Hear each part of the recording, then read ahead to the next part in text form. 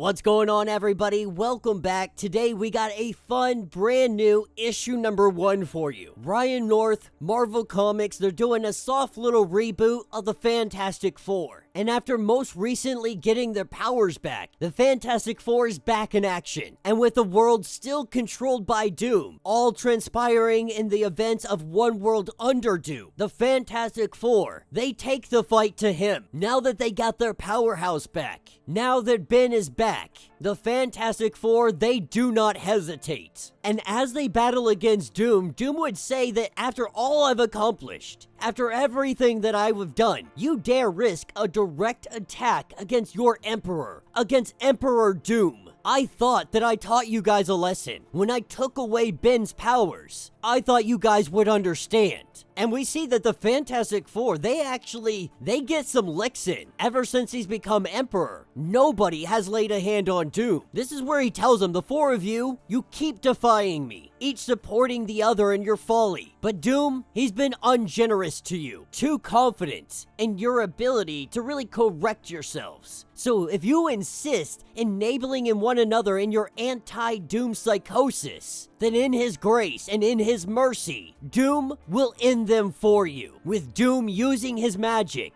we see our four heroes teleported through time. We start off with Johnny Storm. Now, as the Human Torch makes his way into this very fiery land, he finds it hard to breathe, hard to flame on. It's almost like he's suffocating to death. Now he's got to figure out why. Luckily, and though he teased Reed about it, they built computers into their uniforms, definitely having its advantage. It's letting him know that he is in a time before time. Johnny Storm has been sent to an era before life evolved on land, before there were plants, and the atmospheric analysis of the oxygen in the atmosphere is 20% of normal. This is why he is having trouble turning on his flames. The oxygen level is about the same as it is around the peak of Everest. It's a literal death zone, and right now the whole planet is that. And so now he's got to figure out, how do I make oxygen? Obviously, photosynthesis isn't an option. He's not a plant. Electricity's not an option. He doesn't have electric powers. But when it offers oxidized metals, if heated sufficiently, it could release oxygen. And that's when Johnny pieces it together. Rust. All he has to do is find rust and melt it. And in this place, it's easy enough to find rocks with streaks of red in them. They're all over the place, and there's no plants yet to cover them up. Melting stuff is super easy for him. This means he has a way to move around.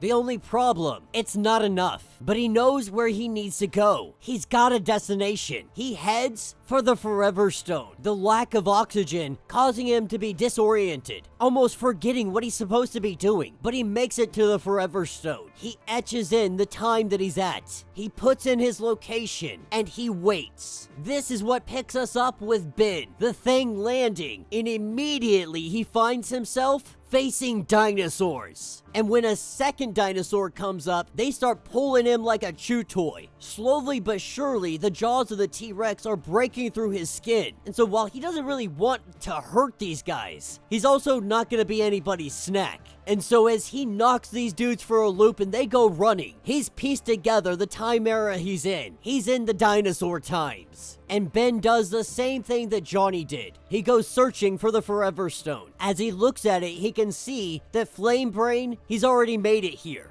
This is where Ben, he goes in and he carves his time and location, surrounded by sharp teeth. Ben cannot wait to get home. This is what takes us to Mr. Fantastic. The year is 1266. This is where he begins his audio log. Now, knowing Victor, we have to assume that the others were sent to different eras in Earth's history. He thinks separating them will be enough to destroy them, but they all know what to do in this situation. Their backup has always been the Forever Stone. It is a giant stone of granite, one that happens to be the longest lasting rocks on the planet. But Mr. Fantastic, he's got 3 months of travel ahead of him. He moves as efficiently as he can, either by sea, by land, during the night, however he needs to. He travels to avoid any kind of attention. And finally, he arrives where he needs to be. He starts to dig up the stone. The plan has always been the same. Find the Forever Stone, carve your precise date, time, and we will find you, and then put it back exactly as you found it. This is their failsafe. He has tracked this stone's location throughout all of history. This provides them some kind of spatial data. And as long as the right person in the right time finds it, they can help them find their way home. And so as he sees this stone, he sees that Johnny's already got his little etching in on it. Ben is in the Cretaceous period. He's dealing with megafauna. But there's only 2 names on here. This leads him to the most obvious of conclusions. Sue. She is some time after him. She is ahead in time more than anybody else. Which means it is up to Sue to save everybody. That's what takes us to Invisible Woman. Normally, when she uses her powers, it's across a partial spectrum. She bends visible light around her. That's how she becomes invisible. But she doesn't usually shield herself from the full spectrum because heat is really just energy at the end of the day. That if she shielded herself from all radiation, from all convection and conduction, she could freeze to death in the middle of the sun. But she has to do it now, just to keep a little bit of the heat away from her. It's the only way she's not being cooked alive.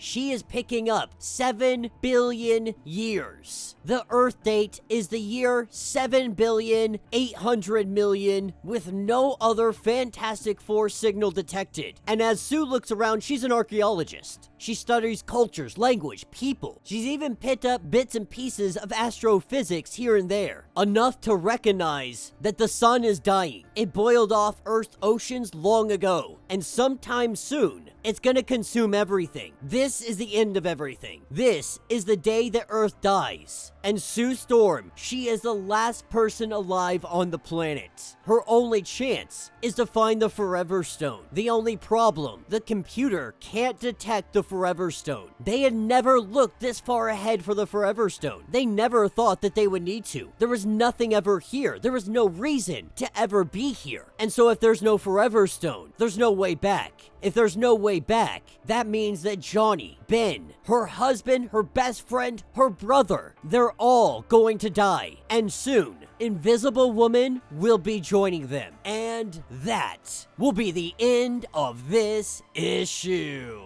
So let me know what you guys think down in the comments. This is a great start to our issue number 1. Now, if you guys have been following Fantastic Four like I have over the last couple years, there's been a lot going on. I mean, the Fantastic Four, they opened up 9/10 of the universe. Before that, the running idea is that the universe was only 1/10 visible. And when they unlocked everything else, a whole new wide universe opened up to them that had been previously blocked off.